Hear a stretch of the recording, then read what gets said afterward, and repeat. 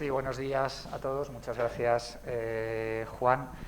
Hace prácticamente 20 años que inició una andadura interesante acerca del análisis del barroco en América Latina y también en España, de alguna manera, ¿no?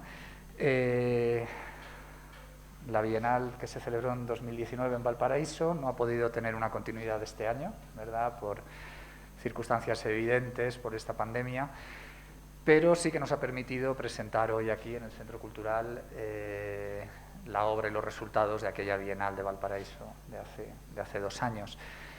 De alguna manera, aquella edición, la 10ª edición, estuvo dedicada a José de Mesa y a Teresa Gisbert, y por eso hoy podemos contar con el honor de tener entre nosotros a su hijo, a Carlos Mesa, que hizo en aquel momento la ponencia inaugural.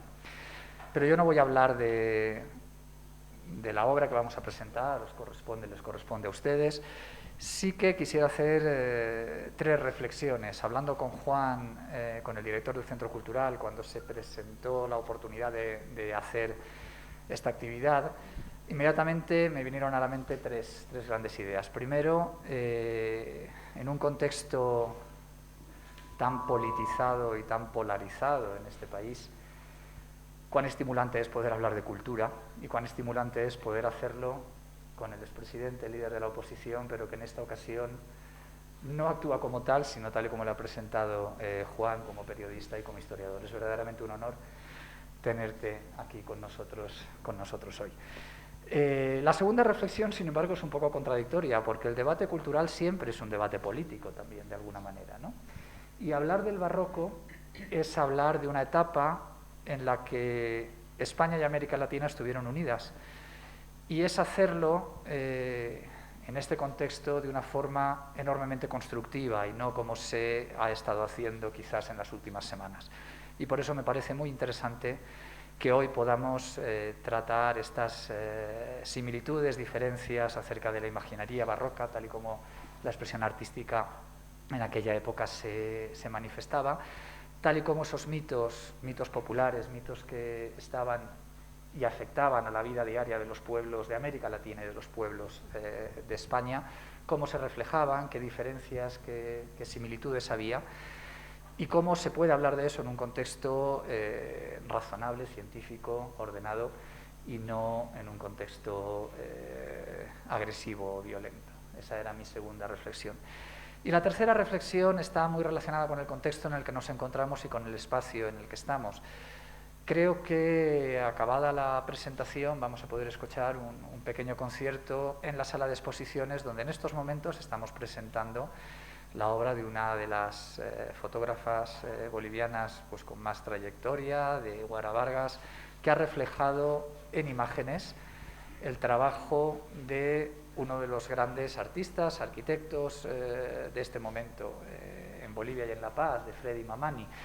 De alguna manera, algo que se ha llegado a mencionar en medios periodísticos como quizás una nueva forma de barroco andino, ¿no? Me parece que es una buena imagen, ¿no? Trabajar sobre el barroco de los siglos XVII, XVIII, en este contexto creo que puede resultar también un contraste ciertamente interesante.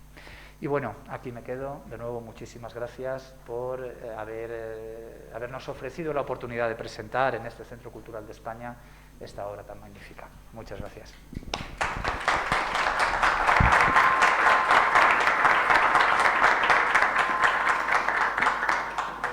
Gracias, embajador. A continuación tiene la palabra Ana Campos, directora de Fundación Visión Cultural. Gracias. Gracias, Juan. Gracias, Juan. Quiero en principio saludar al embajador de España, a Carlos Mesa, expresidente y además miembro de estos encuentros y parte de la familia de don José Mesa y doña Teresa Gisbert, también a Isabel Mesa, que está acá, gracias por estar con nosotros, Andrés Eisman, y saludar a cada uno de ustedes y agradecerles por estar presente en esta oportunidad, que es la primera vez que nos reunimos después de varios meses de manera física, y realmente las sensaciones son otras y los encuentros nos abren a precios que no siempre la virtualidad nos da. Y festejo esta oportunidad en la que tenemos el agrado de presentar nuestra última publicación, Barroco, Mitos e Imaginería, que es producto del último encuentro internacional sobre barroco que hicimos en Valparaíso el año 2019, como lo decía el embajador acertadamente. Oportunidad en la que diversos investigadores de países europeos y latinoamericanos pues, presentaron distintos temas, y estos han sido ya editados en artículos que hoy se presenta, tenemos el agrado de presentar en esta oportunidad. Es un libro de más de 300 páginas y reúne alrededor de 30 investigaciones en torno a la arquitectura, la historia, la antropología, el arte, la literatura y la música. Y acá quiero destacar la participación de varios expositores, y entre ellos, bueno, Carlos Mesa, Margarita Vila, Andrés Eichmann, Víctor Hugo Limpias, que no está en esta oportunidad, pero ellos han sido parte no solamente de esta última, sino de muchos otros encuentros. El encuentro nació el año 2002 y a partir de la 7ª versión se internacionalizó, es decir, que universidades de Argentina, de Perú y Chile, pues la pidieron para que se realizara en estos otros países. Y bueno, ahora sí tenemos la intención de hacer el siguiente encuentro acá en La Paz. Ojalá así se dé.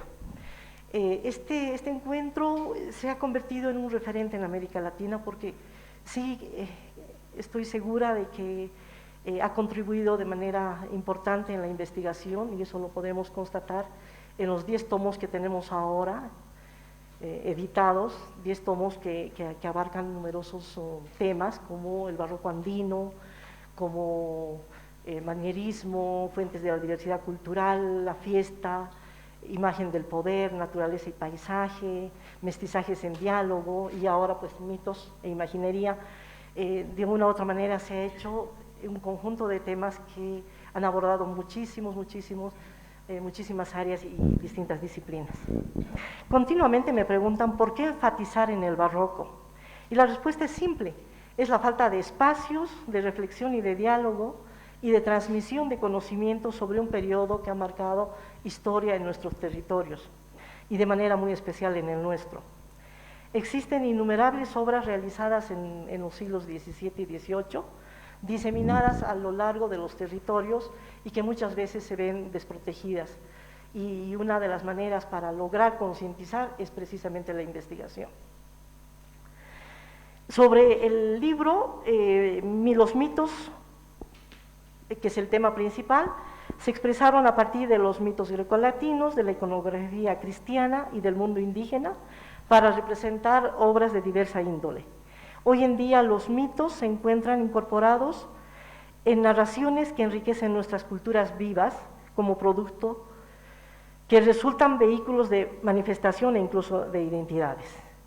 Encontramos mitos en expresiones artísticas que se nutren de la producción popular, de culturas locales, de procesos, de simbiosis, de cosmovisiones y de tradiciones, motivando de esta manera la creatividad de artistas en los diferentes soportes, transponiendo discursos y promoviendo siempre con cuestionamientos de distintas formas.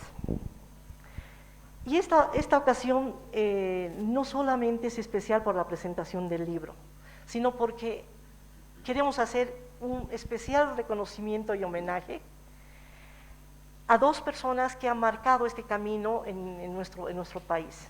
Y me refiero a don José de Mesa y a doña Teresa Gisbert. 2 personas que han dado su vida para trabajar en torno a esta investigación, para la conservación y restauración de muchas de las obras que hoy están en nuestro territorio y son patrimonio cultural del país. Nos han abierto caminos, nos han concientizado sobre la importancia de este periodo. Y es más, con doña Teresa y con don José hace casi 20 años hemos iniciado estos encuentros. Y para mí eso es fundamental, porque es un camino que durante 20 años casi no se ha perdido, y la idea es continuar y seguir construyendo estos caminos y estos puentes de conocimiento. Doña Teresa Gisbert es la pionera que mostró cómo los mitos andinos se entrelazan con la mitología clásica y elementos variados del catolicismo. Destaca la simbiosis andina andinas que dieron como resultado la combinación entre Tunupa y la leyenda de San Bartolomé, la identificación entre Illapa, dios del trueno y del rayo, con Santiago. Las imbricaciones de los mitos prehispánicos con occidental dan lugar a nuevos mitos, a reinterpretaciones y a resignificaciones de diversas imágenes y personajes. El invalorable aporte a la investigación y difusión del barroco en Bolivia y en la región andina que debemos a Teresa Gisbert y a José de Mesa, reitero, es lo que motivó a ofrecer esta publicación en reconocimiento a la labor de ambos. Ellos han contribuido en una labor que les ocupó casi toda la vida a descubrir esta riqueza patrimonial recorriendo toda Bolivia y la región andina, con frecuencia en condiciones muy difíciles y por caminos poco transitables para fotografiar, catalogar, describir y estudiar infinidad de obras para concienciar sobre la riqueza patrimonial de este periodo. Ellos, y me refiero a doña Teresa y a don José, como cariñosamente los llamábamos, no solo han sido los más grandes profesionales dedicados al patrimonio cultural de este periodo, han sido formadores incansables e investigadores. Me siento afortunada de haberlos tenido como mis maestros mentores. Han guiado mis pasos para dedicarme a la cultura, el camino que he tomado desde hace muchos años. Bueno, finalmente quiero agradecer a todos los que han aportado a este libro, a todos los investigadores, agradecer de manera especial a Fátima Gutiérrez, que no la veo acá, pero es la diseñadora del libro, y no solamente de este libro, de todos, una persona que trabaja con nosotros desde hace 20 años también, con una labor impecable. Gracias, Fátima, donde estés, pero espero que sí esté escuchándonos. También quiero agradecer el trabajo de dos argentinas excelentes que nos han apoyado con la edición minuciosa de la publicación. Me refiero a Paola Mauricio y María Cecilia Begno. Y finalmente quiero agradecer al Centro Cultural de España, a Juan Sánchez y a todo su equipo por abrirnos la puerta para tener esta actividad y reunirnos en este momento. Muchas gracias.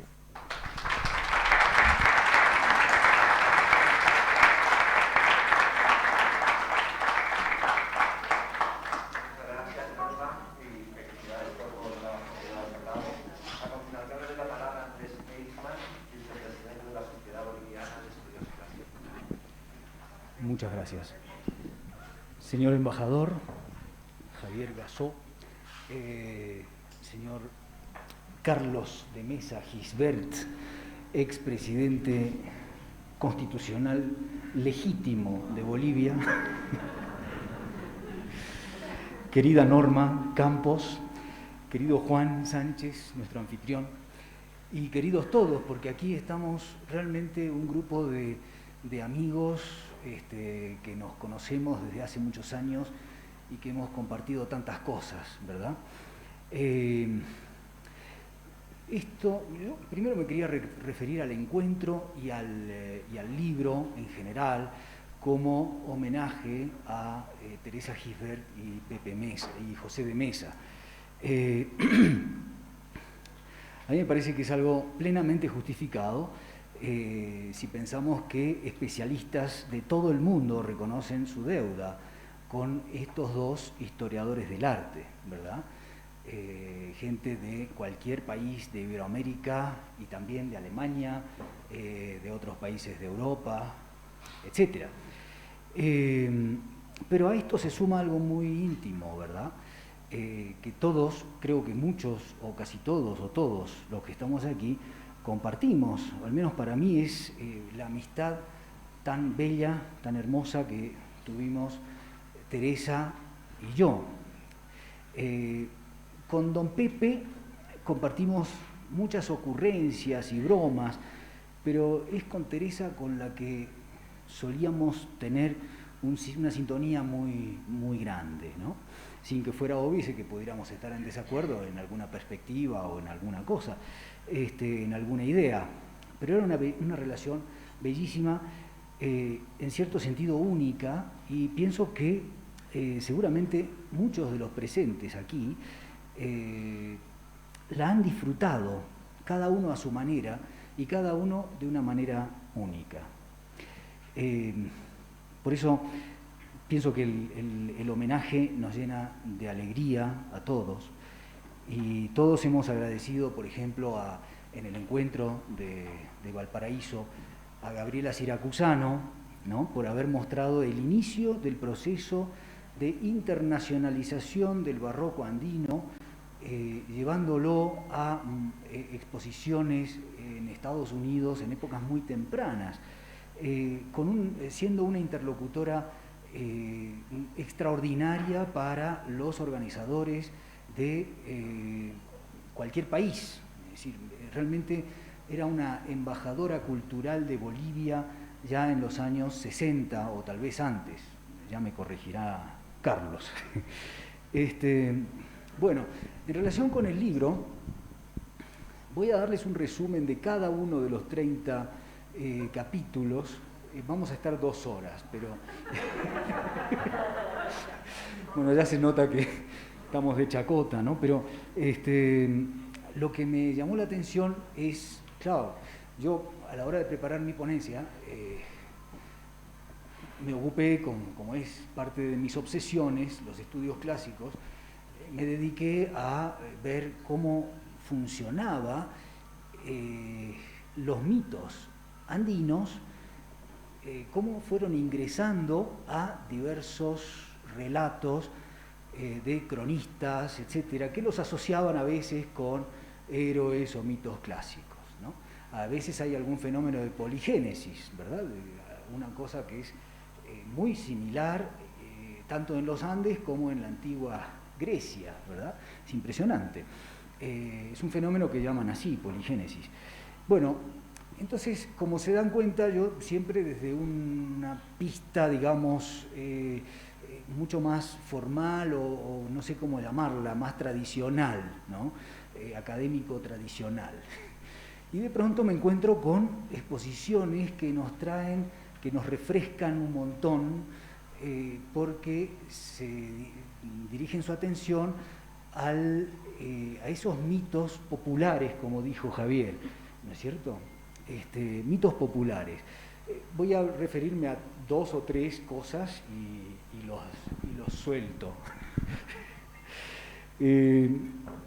Me pasó con un trabajo muy sugerente de Milena Cáceres Valderrama, que normalmente Milena Cáceres sigue esa línea, ¿verdad? La fiesta barroca, cómo pasó a ser ahora fiesta popular, y si en aquel tiempo, en el siglo XVI o XVII o XVIII, bueno, si es barroca es XVII o XVIII, había siempre algún cronista que quería eternizar a través de un texto la narración de una fiesta. Hoy día los medios son distintos, entonces para eternizar un acontecimiento efímero como es una fiesta, se utiliza el video, ¿verdad? Tanto en aquella época de los siglos XVII y XVIII como ahora, y también en el tiempo de los incas, sabemos que muchos elementos, o casi todos, de la fiesta eran un instrumento para exhibir y afianzar el poder político, ¿verdad? Como también nos decía el embajador. En ese tema han incidido muchos estudiosos ya desde la primera mitad del siglo XX, y lo que hace Milena Cáceres, es mostrar la pervivencia y las transformaciones de fiestas barrocas en manifestaciones actuales que se registran en sitios alejados de las grandes ciudades. En este caso tenemos, ella estudia en Colán, ¿no?, en San Lucas de Colán, cerca de Paita, la representación de la gran historia del emperador Bernardo del Carpio, que es una fiesta de moros y cristianos en la que los moros son piratas. O sea, una cosa notable, ¿no? Pero además están dirigidos por Barbarroja, no el emperador del Sacro Imperio, sino un Barbarroja que era un famoso pirata musulmán del mar Mediterráneo, ¿verdad? Tenemos ahí una reelaboración muy curiosa, porque por supuesto Bernardo del Carpio nunca fue monarca y menos emperador, pero un héroe posiblemente del siglo IX, asimilable en algunos aspectos a Hércules. Yo vuelvo con mis obsesiones clásicas, ¿verdad? Y Barbarroja, bueno, fue sin duda legendario, ¿verdad?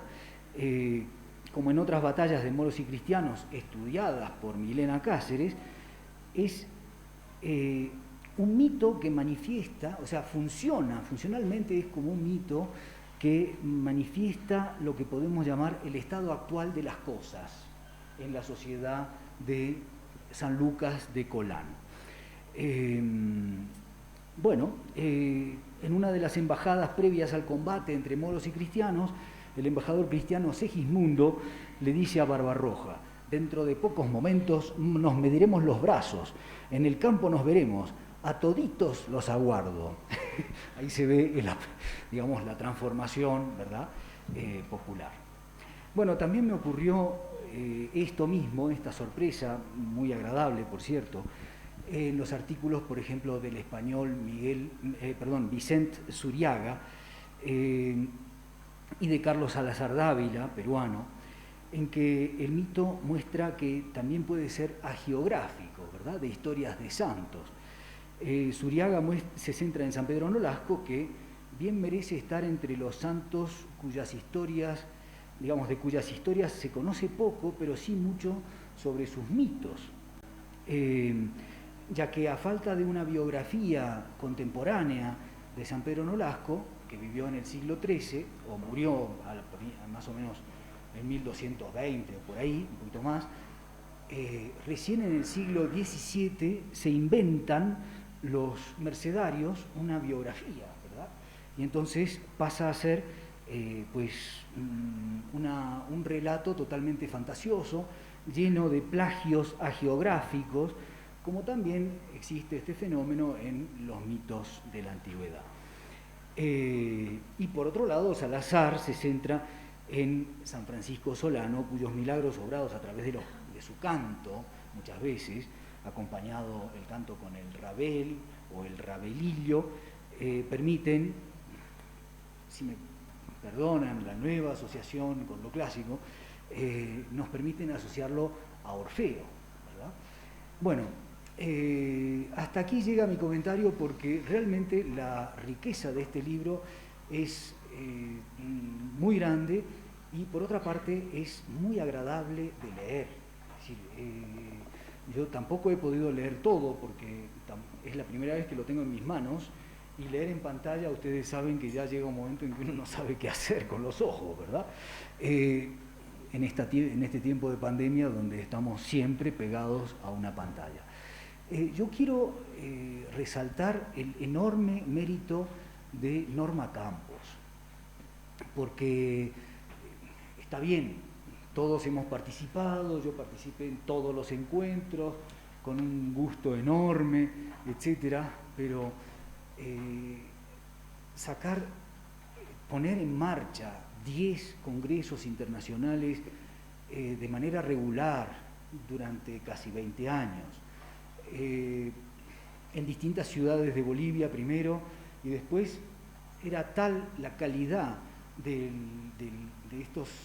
estas actividades que se internacionalizó, empezaron a pedirle, por favor, querríamos en Perú, en Chile, en Buenos Aires, otra vez en Perú, otra vez en Chile, le han pedido desde Ecuador, desde Colombia, vaya a saber, ¿no?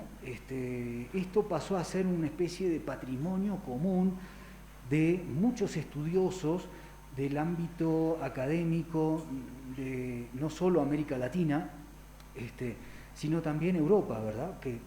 Y también Estados Unidos y Canadá, etcétera. Tenemos autores de muchísimos países en cada uno de los volúmenes y a cada rato la gente pregunta, ¿cuándo sale el próximo volumen? ¿Verdad? Porque es una verdadera fuente, es un reservorio, es un lugar que nos permite enriquecer muchísimo las reflexiones y los estudios. No voy a decir que los congresos, obviamente los congresos son un momento para compartir muchísimo con todos los especialistas, ¿verdad? Pero a la hora del libro ya uno no comparte con los especialistas, sino con sus productos, con sus trabajos. Hay una riqueza que pienso yo que ojalá siga creciendo, ojalá Norma consiga el próximo encuentro en La Paz y que esto continúe y tal vez, ojalá también exista una institucionalización, ¿verdad? Es decir, que no todo depende de los golpes de remo de una persona durante decenios y más decenios, sino que haya la posibilidad de establecer ya algo cuya estabilidad no dependa ni de la salud, ni de la pandemia o de las circunstancias. Les agradezco muchísimo su presencia, estoy muy contento de disfrutar con ustedes de este nuevo producto del barroco. Muchísimas gracias.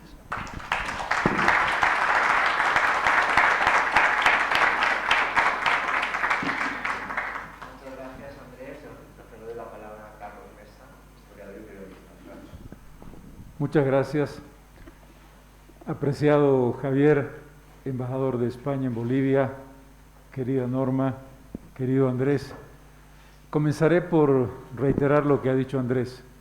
Admiración, respeto, afecto por Norma, porque el trabajo que ha hecho es titánico y porque ha puesto en valor un momento fundamental del pasado americano y del pasado boliviano-peruano, como es el barroco.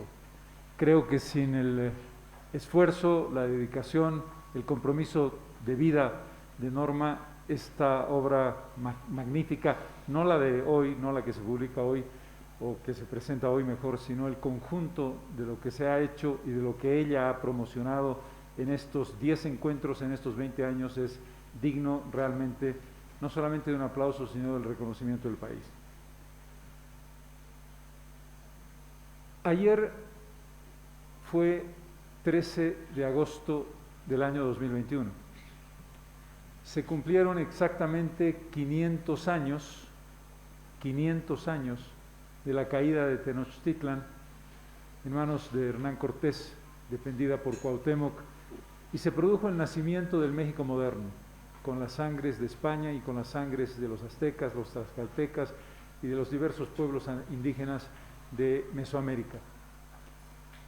Enrique Krause, historiador y creador literario mexicano, publicó hace un par de días en El País de Madrid un artículo en el que comenzaba diciendo: hace algunos años a mí me hubiera gustado y creí que era posible el que pudiéramos hacer esa conmemoración los dos países, México y España. Hoy me doy cuenta de que eso está cada día más lejos. La radicalidad, sobre todo en el caso de México, de su propio presidente, y la lógica y el pensamiento de la mayoría de los mexicanos podría perfectamente trasladarse al caso de Bolivia. Podría entenderse perfectamente que hoy no estamos en condiciones de reconocer ese pasado en su integridad y de que las dos partes, en este caso el gobierno de Bolivia y el gobierno de España, no podrían tener un contacto para conmemorar juntos nada vinculado a nuestro pasado a partir de 1532 en el caso de Perú y Bolivia, 1535 en el caso de Bolivia. Y por eso quiero subrayar que la palabra barroco cobra una importancia ideológica fundamental. La palabra barroco, en nuestro caso, no hace referencia exclusivamente a una etapa de la historia del arte, que lo es, por supuesto, claro que sí. Y lo menciona muy bien Andrés. Barroco dice siglo XVII y siglo XVIII. En mi opinión, lo he escrito en la obra La sirena y el charango, ensayo sobre el mestizaje, inspirado obviamente en el legado de mis padres, la nación boliviana se constituye como tal en el barroco. El barroco es el momento de la amalgama y la construcción de lo que hoy somos. Como repito infinidad de veces hasta aburrir, tenemos un brazo indígena y un brazo europeo, un brazo español. Y no hay razón alguna para que nos cortemos el uno o el otro.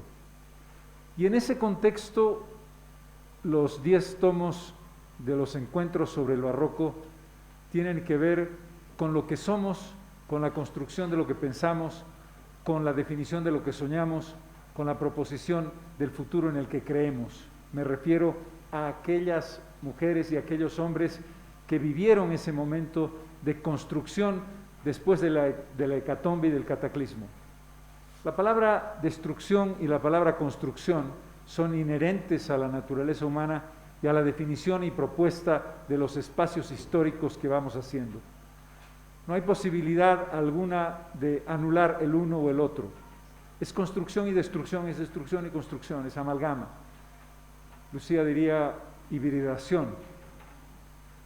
Perfecto. Creo que la posibilidad fundamental es recuperar el valor integral de la palabra mestizo. Somos una cultura mestiza. García Linera diría que es una obviedad que parece él no haber aprendido. Y lo menciono porque he polemizado con él sobre el tema. Es una obviedad con las características específicas de que el mestizaje en Nueva Zelanda, o el mestizaje en Sudáfrica, o el mestizaje en Suecia, no es el mismo que el mestizaje andino. Y en ese contexto creo que la construcción de una interpretación sobre el barroco es fundamental. El barroco, en mi opinión, es el momento decisivo de la historia y de lo que significamos hoy como nación.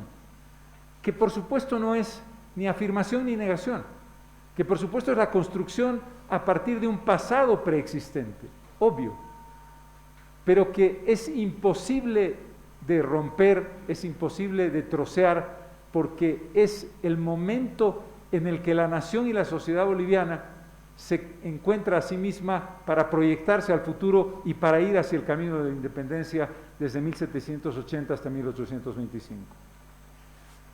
Norma me invitó, porque se trataba de un homenaje a mi madre, a Teresa Gisbert, a que hiciera una presentación que la hice por medio del video, porque no pude asistir a ese encuentro.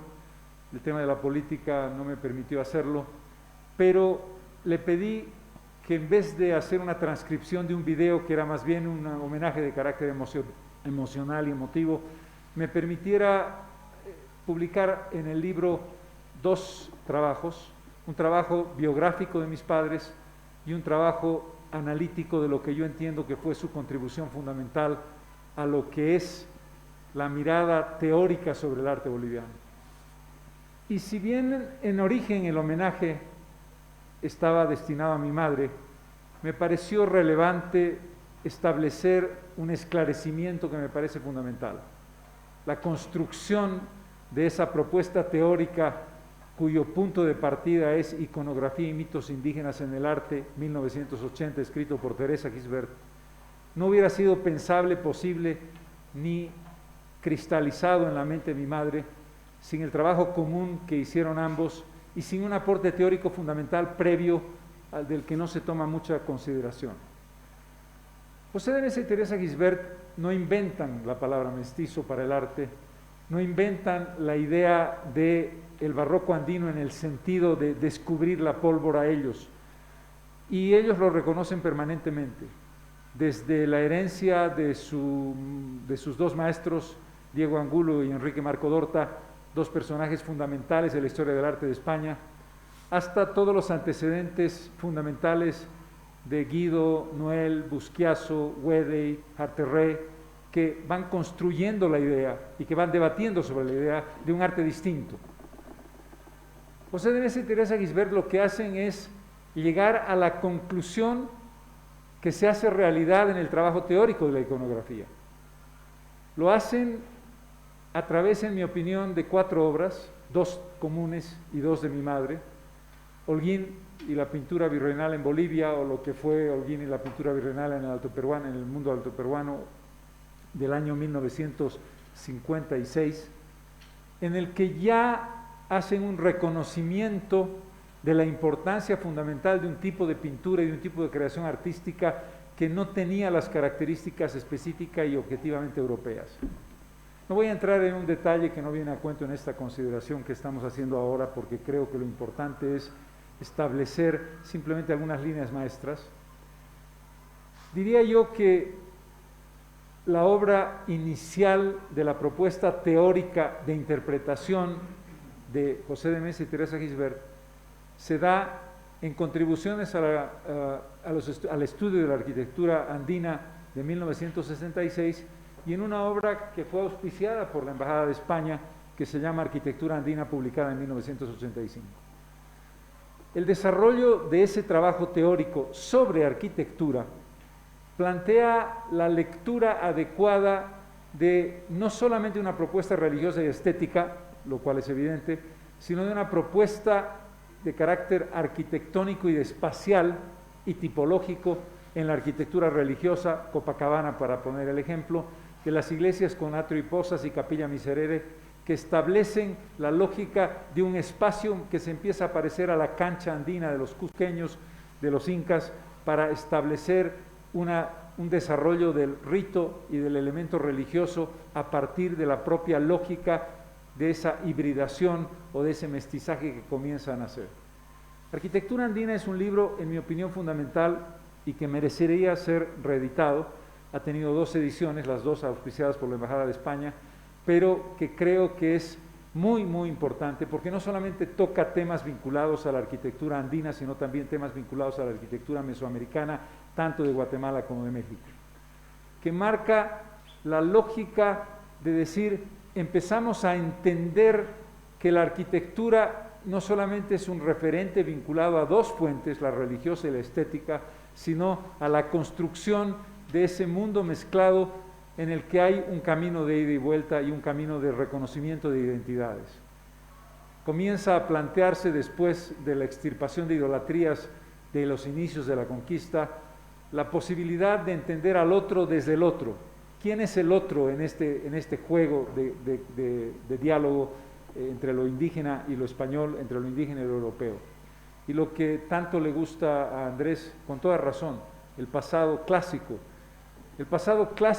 a 3.600 a 3.900 metros sobre el nivel del mar, la lógica de la construcción del mundo ideal desde el punto de vista agustiniano, la iglesia de Manquiri, las misiones de Mojos y Chiquitos, o la mirada de Platón sobre la armonía musical en la fachada de San Lorenzo de Potosí, que tiene que ver con que de pronto te encuentras en Isfahán las mismas imágenes que encuentras en Potosí o que encuentras en Caquiaviri con los gigantescos cuadros de la gloria, del infierno, etcétera, etcétera, de los carros triunfales. El libro Arquitectura Andina es un camino previo a la construcción teórica de Teresa. Andrés decía, con Teresa tuve un diálogo extraordinariamente importante y fue enriquecedor para mí, además de bello, lo cual es rigurosamente cierto.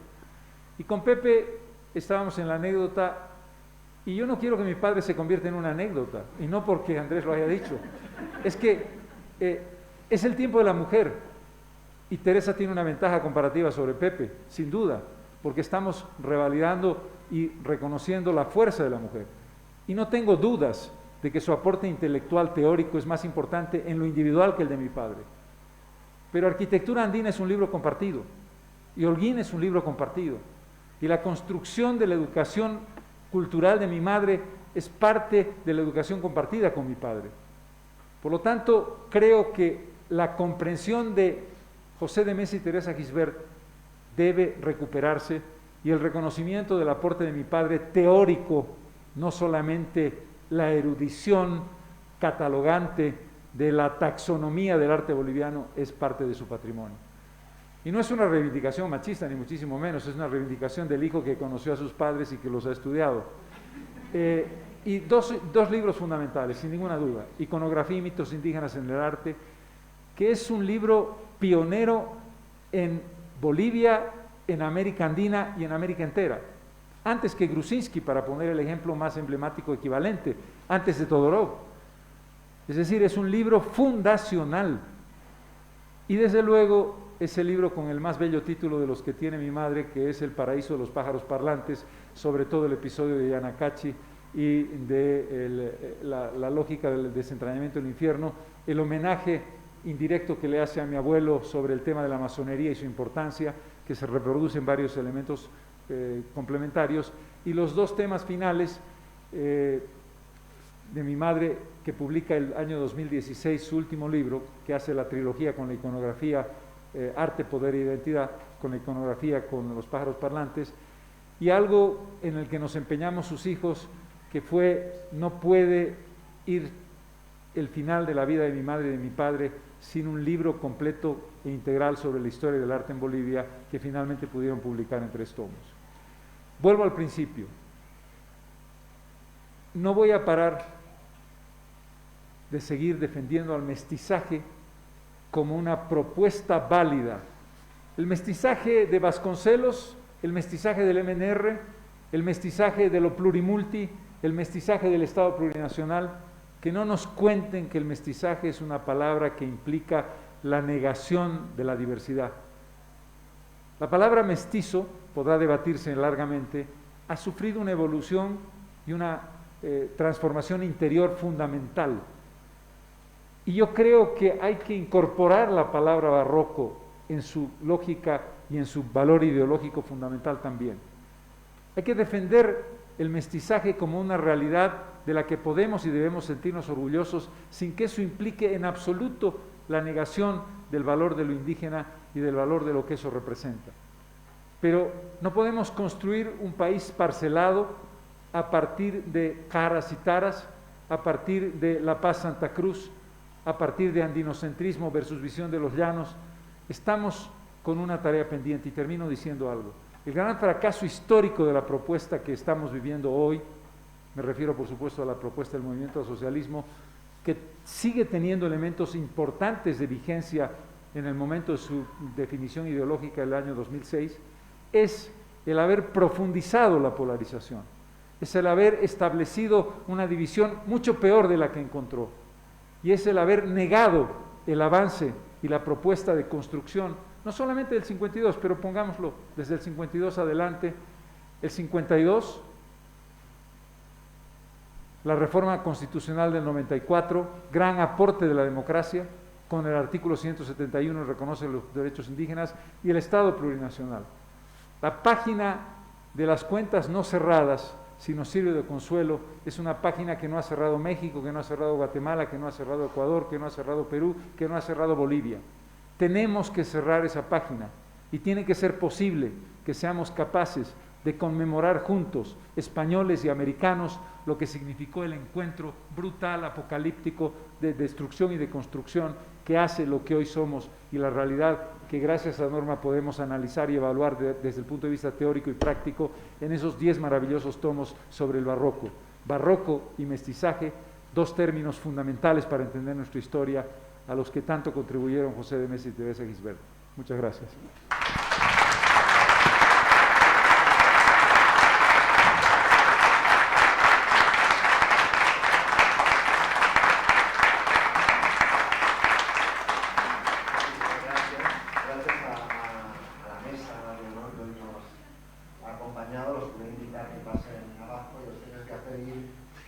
Unos minutitos para que podamos mover mesas, y que, porque por cierto finalmente serán en esta sala por temas de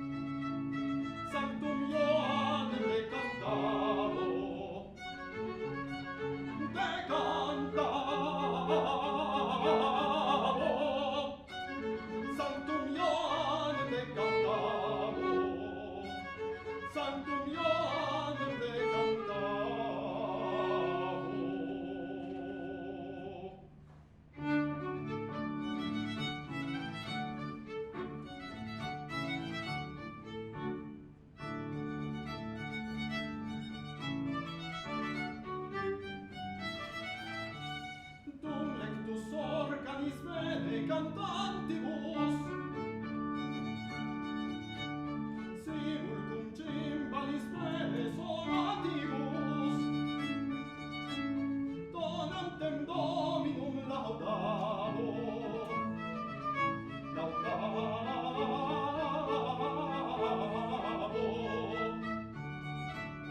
donantem Dominum laudabo